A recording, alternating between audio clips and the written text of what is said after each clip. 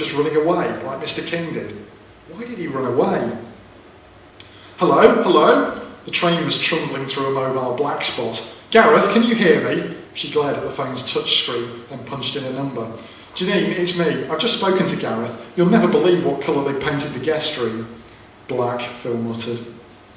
There were many rumours about Mr. King, that his wife had left him for Old Man Campbell, that he lived in a log cabin, that he once killed a burglar with an axe, that he didn't have a first name. Several of the girls in Phil's year, and one or two of the boys, claimed they had been to Mr. King's house, although none of them ever came back with the same description.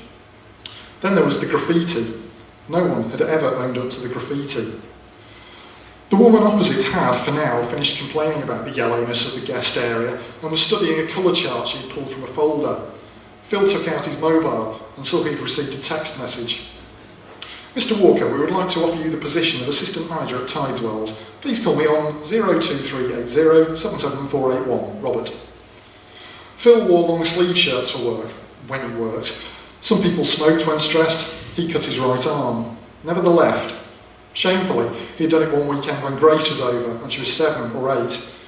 Rather than scream and run off, she had asked him what he was doing. It was Phil who had freaked out first, sworn and told her to get out. The visit stopped after that. Phil decided it was time to open the email. It had been an effort to track down Grace's address, and he hadn't expected her to reply. He was nervous about what she would say. He touched the screen on his phone and waited as 2 arrows circled at the top. Finally, words. Hello, Dad. Feels a bit weird hearing from you again. Things are fine. Mum's not been too well, but she's battling on. Just started uni. It's been good so far. Not sure about a coffee, as I'm pretty tied down with coursework at the moment, but I'll let you know when I find a free date. Take care, Grace. Phil wondered just how much university coursework a first-year student could be tied down with. She hadn't even told him where she was studying. Gareth, it's me again. The woman opposite was back on her mobile. Did you hang up on me earlier? No, you listen to me. I want you to go and see Marjorie right now and sort this out. Tell her if she doesn't agree to have the whole room repainted in magnolia flush, then that you should start legal proceedings against her. A pause. Have you never heard of a solicitor, Gareth?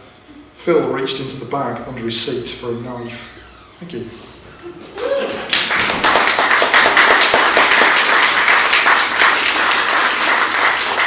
Thank you, Mike.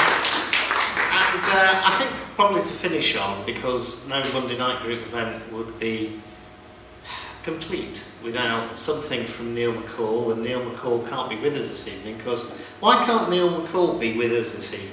Oh, he's on holiday. He's on holiday again. Yeah. He's always on holiday. I thought poets are supposed to be starving, but apparently not. So Dave Hills is going to read Neil McCall for us, so applause for Dave, please.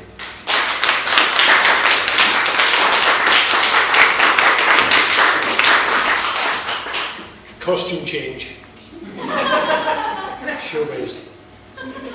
My two favourite, I really wanted to read one of Neil's poems.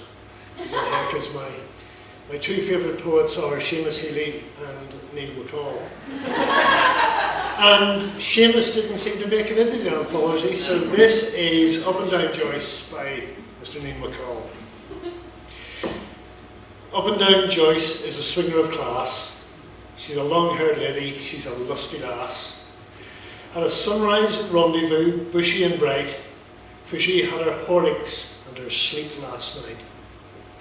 She's the curse of the pagans and the clubbing mass, 'cause Up and Down Joyce is a swinger of class. Up and Down Joyce turns her perfect packs. See her biceps ripple, see her backbone flax. With me and Gerald and the curate Anne, doling out decibels as hard as we can, a smidge of lippy as befits her sex, when Up and Down Joyce turns her perfect packs. Up and Down Joyce has this thing for rope. She bats in the belfry, but abounds with hope.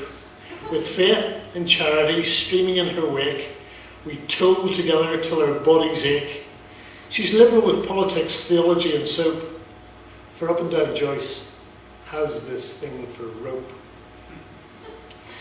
Up and Down Joyce gives it all she's got. See her armpits darken, see her brow grow hot. As the pigeons panic and the service nears and the Sunday paperboy stuffs his ears, for all that I scorn is all that she's not, as up and down Joyce gives it all she's got.